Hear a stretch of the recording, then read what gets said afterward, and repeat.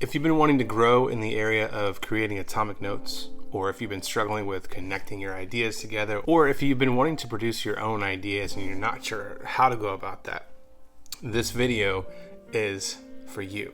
Now, I came across an article that was titled "You and Your Mind Garden." This is from Ness Labs, and I gotta tell you, when I read that title, I was instantly hooked. So I had to double click, and I went through the digital door to be able to learn more about what they meant by this mind garden thing, right? So what exactly is a mind garden? You can think of it this way. Your mind is like a garden, right? And just like a garden, in order for it to thrive, you have to take care of it. You have to tend to it. It's the same way with our minds. And it happens in 3 stages. There's cultivating our curiosity, that's the seeds. Then we have growing our knowledge, that's the trees. And then producing new thoughts, this is the fruit. Now in this video, we're going to actually dive into all 3 stages. And then we're going to go into some examples of mind gardens, actual mind gardens of other people, to see what this can look like for you and what's possible.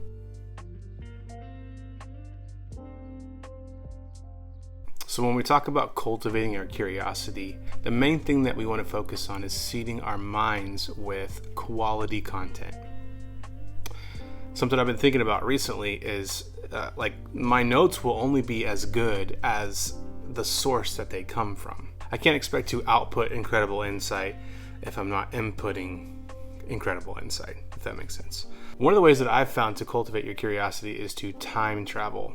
And I got this from listening to a podcast with David Perel. I think it was How I Write podcast, I think is what it's called.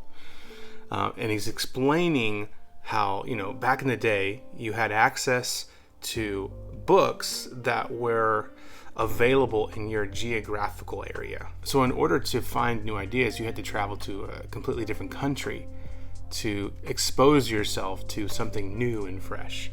Now, if we fast forward to today with the internet, it's reversed. We actually have access to the entire world. We have access to the world's knowledge at our fingertips on a 4-inch rectangle, 5-inch, whatever phone you have. And so does everybody else, right? So the key now to find incredible insights and noteworthy insights is to go back in time to find quality ideas. And you do this by reading older books that have stood the test of time. Okay. Now, another way that you can cultivate your curiosity is to simply follow it.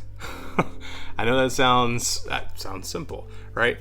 I call this method curiosity-driven note-taking. This actually helps you find unexpected insights and grow in a diverse range of topics. I did a whole video on this, on how I follow my own curiosity by learning about hot air balloons and how that actually led me to more insight about topics that I was interested in. So if you want to check that out, I encourage you to do that.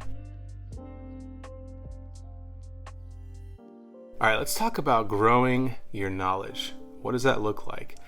One of the things, and one of the big things here when it comes to growing in your knowledge, is actually to write in your own words. I'm not against saving other people's ideas, because I may not have at the moment my own thoughts on that. I know that it resonates with me. But I may not have in that moment or that season of my life, I just may not have my own thoughts. So I want to keep it, because when I come back to it, when I'm ready, I may have something to say. I may have an additional thought, or I may have a way to rephrase that. So I'm not against saving ideas, or I'm not saying you have to write in your words every single time, but you do want to work towards writing in your own words and making that a habitual practice. And the reason for that is because you actually retain things whenever you create your own version of it. And something else that you want to do when it comes to growing your knowledge is make sure that each note contains one idea and can stand on its own, meaning it doesn't need additional context to understand it. This is essentially atomic notes, right? You want to create atomic notes. Now there is a note with a mind garden here. Over time you'll find that you actually visit certain parts, if you can picture in your mind here, visit certain parts of your garden more than others. Right? You may be drawn to the tomatoes, you may be drawn to the apple trees for a season of your life, and that's okay. Okay, and this is actually how I see this is a hint into what's resonating with you in the season that you're in. So I say lean in to that. Whatever it is that is drawing you in your mind garden, everything that you save, you're not going to be completely immersed in, and that's okay. But keep saving the stuff that resonates and you think that's cool and interesting and that you want to maybe chew on a little bit later. But there's going to be, in each season of your life, in each season of your PKM journey, there's going to be certain things that you're drawn to, and that's okay if you spend a little more time in one area of your garden. That's a part of the process in growing your knowledge. Well, by the way, if you are enjoying this so far, I think you will enjoy my free PDF guide on how to take book notes. This is a short guide on how to get the insights from the books that you're reading, specifically physical books, into your personal knowledge management system. And so by the end of this guide, you'll actually have a simple system for highlighting your books, a mindful approach for adding the insights into your personal knowledge management system, and then a process for creating building blocks of knowledge for the future. This is the atomic notes that I'm talking about here, that you creating little tiny bricks and blocks that you can use for the future and for yourself. And then finally, a simple tip for making more connections inside of your personal knowledge management system. If you want to check out that PDF guide, the link is in the description below.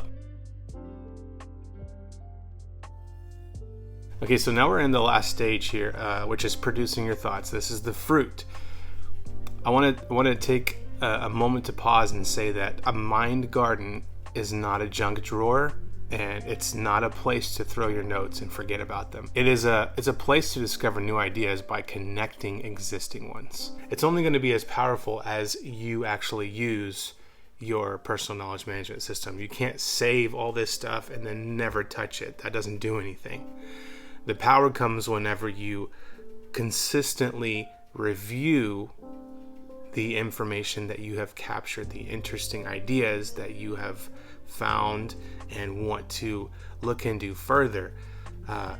Consistently review, and then you make connection. In my opinion, connection happens best whenever you consistently review your notes. So my advice to you is to schedule time to review and make connections. I use bi-directional linking as a tool to help me discover connections, right? So I've done a whole video on this, on how explaining the process of how whenever I connect one note to another and I actually go into the connected note, I can see the other notes that are connected to that, and then I can see, okay, are these related to the one that I started with, or does it lead me on a different trail? It's like you're walking through a path and you are, discovering new things that you forgot about, things that are completely different fields, but they somehow are connected. And this is all through bi-directional linking. So if you want to check out that video, I encourage you to do that. Now, here's what's cool. This mind garden that we've been talking about can actually manifest in different ways. And with the tools that we have available today, you can create a tangible mind garden that serves both you and other people. It actually reminds me of this Seth Godin quote. This is the book, The Practice, Shipping Creative Work. Let's see, on page 34, he says, "Writing is a universal solvent for creatives. Yes, you can do it in private, in a notebook that no one will ever see, but you will find so much more juice if you do it in public. Even if you use an assumed name, even if you only circulate it to a few people. Blog every day. It's easy, it's free, and it establishes your identity long before the market cares about who you are. and what you do. Now, this is not a video about blogging, but it is a video that has to do with writing. Writing is what you do when you create these atomic notes. Writing is what you do when you write down what other people say. Whenever we choose to make our ideas public, even if they're not finished, even if they're unpolished, to release that into the world and have some sort of project, if you want to call it that, some sort of way that people can know, what are you thinking about right now? Like, what's on your mind? What's on your heart? What is what keeps you up at night? What gets you excited these days? You can kind of point them to this mind garden and be like, hey, this is what I've been thinking about. So with that said, I want to dive into some examples here on what's possible with mind gardens. All right, so the first one that we're going to jump into is Andy's working notes right here. Now, I love how this is simple and straightforward. And here's what's going to happen. Now, this is it almost looks like a website, right? And there's different tools that can actually help you with this, and there's no coding required or anything like that. In the Ness Labs article, she goes into several different tools that you can use to be able to accomplish this. But I just wanted to show you what this looks like whenever you dive into it. So one of the things that I'm interested personally is this thought of evergreen notes. So notice when I click on it, it opens up this note in here, and he's got notes that lead to other ideas, right? Evergreen notes are written and organized to evolve, contribute, and accumulate over time across projects. First off, super cool. Love that. Let's see. Evergreen notes should be atomic. And as I hover over it, you can see that there is a preview. And I can keep diving into the rabbit hole of evergreen notes. Evergreen note titles are like APIs. That's interesting. What is that? And as I continue to go further and further, you can see on this side here, I've got this kind of cascading feel, and I can scroll left and right. So horizontally, I can scroll, and you can get lost in the sauce. You can get lost in the idea trail if you want to, on whatever topic it is that you are interested in. So you're creating this for yourself, right? It is a way for you to just kind of express what you are thinking about, whether it's finished or not finished. But it gives people an idea to learn about something that maybe they need your perspective on, right? Like they may have looked at 100,000 articles on this topic, whatever that topic is, but when they come across your content, your perspective, something clicks, something changes, and they're able to actually finally understand what it is they were trying to understand initially. Okay, so these are Andy's notes. He's got links to the other notes at the bottom to explore. Let's talk about that. Down here, links to this note. So this is one single note here, and then he has the references, How to Take Smart Notes. It's a great book. And if I click on any of these, again, it just takes me to another note. So really, really cool. All right, the second example here is mental nodes. This was created by the founder of Ness Labs, and you can see she's got it starts off pretty simple, right? And very top level, but you'll see as I click on things, you can get in the weeds of thought here, and you'll notice a pattern, right? It's almost like you can create your own Wikipedia, your personal wiki, which is pretty cool. So let's click on this digital garden. This is set up a little bit different. I kind of like this, where on the right hand side you have the backlinks, right? But there's also links to other notes. So in this particular version here, like it's not cascading like the other one where it keeps opening and opening and opening. This is just opening one note at a time, and it's a pretty simple